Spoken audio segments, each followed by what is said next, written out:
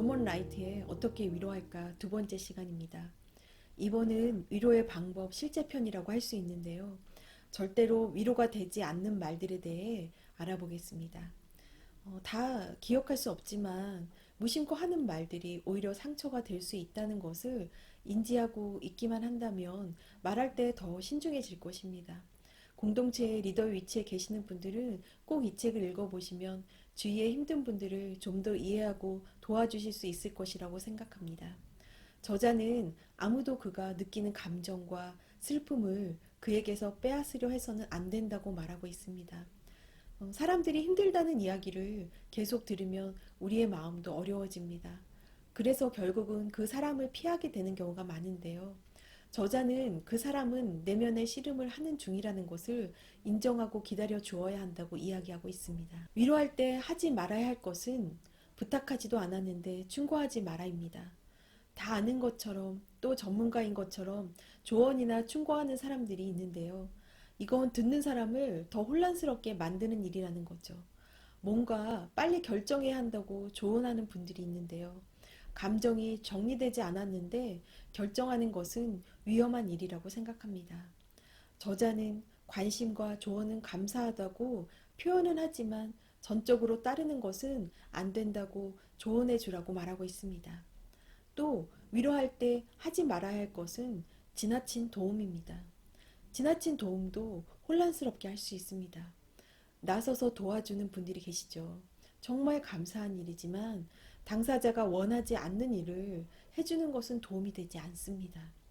저자는 어떤 종류의 도움이 필요하고 원하는가는 오직 당사자만이 결정할 수 있다고 말하고 있습니다. 다음은 정말 조심해야 할 말들에 대해 알아보겠습니다. 첫 번째, 그래도라고 말하면서 누군가의 고통을 과소평가하려고 하지 마라. 그건 슬픔에 빠진 사람들에 대한 모독에 지나지 않는다. 저자의 다운 증후군을 앓던 아들이 20살 되던 해 세상을 떠났는데 친척 한 명은 축복이네요. 그 애는 이제 더 행복해졌을 거예요. 라고 말했다는 것입니다. 유산한 직후의 사람에게 당신에겐 그래도 다른 자녀들이 있잖아요. 태아에게 뭔가 문제가 있어서 하나님이 아이를 데려가신 걸 거예요. 그래도 건강하시니까 다시 임신할 수 있을 거예요. 이런 말들은 하지 않는 게 낫다는 것입니다. 배우자가 돌아가신 분에게 그래도 지난 한평생을 함께 보냈잖아요. 이런 식으로 말하지 말라는 것입니다.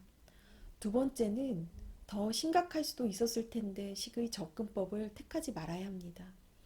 울지 마라, 인생이 계속되지 않냐, 이런 식으로 말이죠. 세 번째는 저자는 입에 발린 위로를 하지 말라고 합니다. 교회 다니시는 분들이 자신도 모르게 하나님 이런 식으로 말을 꺼내게 되는데요. 개인적으로는 하나님의 깊은 사랑이 느껴져서 하는 말이 아니라면 이런 말도 조심해야 한다고 생각합니다. 저도 습관적으로 그런 말을 했던 적이 있었는데요. 어느 날은 집에 와서는 마음이 너무 불편한 적이 있었습니다. 제가 한 말이 사랑이 없는 그런 말이었다는 것을 나중에 깨달은 거죠. 제 딴에는 좋은 의도의 말이었지만 내가 그 사람보다 낫다는 생각에서 나온 교만한 말들이었습니다. 이런 말을 듣는 분들은 믿음이 없는 것 같다는 책망을 당하는 것처럼 느껴질 수 있다는 거죠. 저자는 하나님의 뜻일 거예요 같은 말들은 할 때는 신중해야 한다고 이야기하고 있습니다. 저는 이것에 전적으로 동의합니다. 때로는 침묵하는 것이 더 유익인 것 같습니다. 네 번째는 고통을 깎아내려 무시하는 상투어들을 하지 말라고 이야기하고 있습니다. 나는 내가 어떤 기분인지 안다. 내 문제 같은 건 없는 걸 다행으로 여겨라. 내가 해결할 수 있는 일이 있으면 전화해줘. 이런 식으로 말이죠. 주위에 우울증에 걸린 분들에게 그 문제를 두고 기도하고 말씀을 더 많이 읽으세요. 그러면 모든 게 해결될 거예요. 이런 식으로 말하지 말라고 저자는 이야기하고 있습니다. 자신의 감정들을 숨기지 않고 다 토해낼 수 있도록 도와주어야 하고 자살 충동에 대해 이야기하는 것을 꺼리지 말고 언제든 도와줄 수 있는 사람이 있다는 것을 확신시켜 주어야 한다는 것입니다. 무력감을 깊어지게 하고 안 그래도 약해져 있는 자존감에 우울증에 걸리시다니 너무 끔찍하군요. 아니면 마음이 너무 비참하시겠군요. 어떻게 이런 일이 당신에게 일어날 수 있죠? 평소에 정말 낙천적이셨는데요. 이런 식의 말을 해서는 안 된다는 것입니다. 인생은 살 가치가 없어요. 계속 살아봐야 다 소용이 없어요. 이렇게 말한다면 이 절망스러운 감정도 분명 헤쳐나가실 거예요. 이렇게 상대방에 집중해서 이야기하라고 저자는 이야기하고 있습니다. 자신감이 결여된 것을 언급하거나 훈계하면 안 된다고 말하고 있습니다. 이 책의 한 파트로 자살 충동을 느끼는 사람에 대한 부분을 비교적 자세히 다루고 있기 때문에 전문가적 상담이 아니더라도 기본적으로 알면 도움이 될 수 있는 부분이 있으니 꼭 읽어보시기 바랍니다. 자살 후 남겨진 유족들에 대해 저자는 다음과 같이 언급하고 있습니다. 자살로부터 2년이 지나기 전에 적어도 80%의 유족들이 그들이 다니던 교회를 떠나 다른 교회로 가거나 아예 교회를 다니지 않게 된다. 이렇게 되는 이유 중 가장 일반적인 두 가지를 들면, 첫째, 기대가 충족되지 않은 데서 오는 실망감과 둘째, 비판이나 판단하는 태도와 대우 등이다. 교회는 유족들을 위해 그들이 다시 싸움터로 돌아가도록 그들의 회복을 돕는 영적인 이동 병원의 기능을 해야 하는데 실제 이루어지지 않는다는 것입니다. 유족들을 피하거나 못 본 척하는 일이 생겨 유족들은 더 심한 슬픔이나 죄책감에 빠져들게 되는 일이 생기게 됩니다. 사랑하는 사람을 자살로 잃은 가족 구성원에게 죽은 사람들에 대해 이야기하는 것을 꺼리지 말고 혹시 있을지 모르는 죄책감에 민감하게 주의를 기울여 자살이 남은 가족의 잘못이 아니라는 확신을 주라고 합니다. 유족들은 죄책감과 수치심 때문에 편집증적인 성향을 더 많이 보이게 된다고 하네요.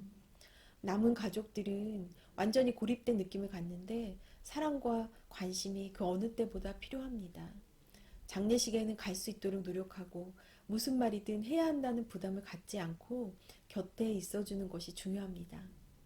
사고였을 뿐이에요. 끔찍한 사고 말이에요. 라는 말로 유족들을 위로하지 마라. 수긍이 잘 되지 않을 테니까. 이런 말은 오히려 말하는 사람의 불안을 드러내는 표현에 더 가깝다. 마약에 취한 상태였잖아요. 자기가 무슨 행동을 하는지도 몰랐을 거예요. 라고 말하지 마라. 자살한 이유들을 대는 것은 도움이 되지 않을 뿐더러 필요하지도 않다. 자살한 이가 제정신이 아니었다거나 정신 이상이었다는 말은 하지 마라. 자살하는 사람들 대다수가 정신적 혼란이나 고통을 겪는 사람들이다.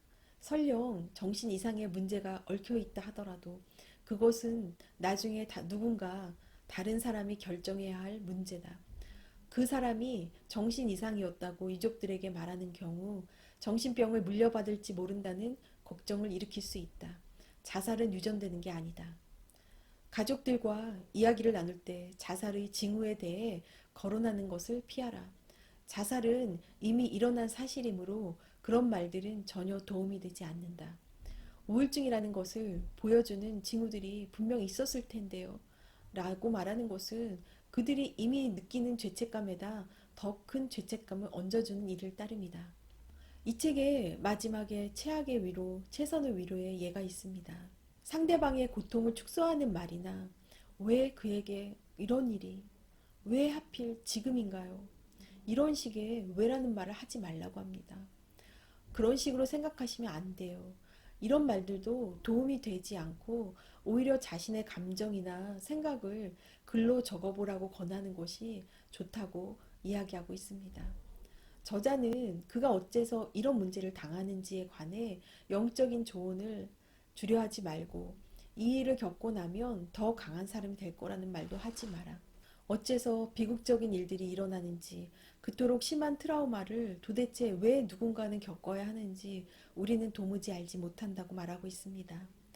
모든 사람이 서로 다르며 회복에 필요한 시간도 다르기 때문에 우리는 기다려 주어야 합니다. 똑같은 상황에 처해 본 적이 없다면 그에게 이해한다고 말하지 말라고 이야기하고 있습니다. 당사자에게는 그저 공허한 말일 뿐이라는 거죠. 이럴 땐 비슷한 상황을 겪어본 다른 지인의 비참한 경험을 말하는 것도 격려나 희망으로 들리지 않을 것이라는 것입니다. 뭐뭐 해야 한다 또는 뭐뭐만 했더라면 등의 표현도 하지 말아야 합니다. 힘들어하는 분들과 몇 달이고 연락을 유지하면서 도움이 필요한지 살피고 날마다 그를 위해 기도하고 있다는 것을 알려주는 것은 좋은 방법일 것입니다.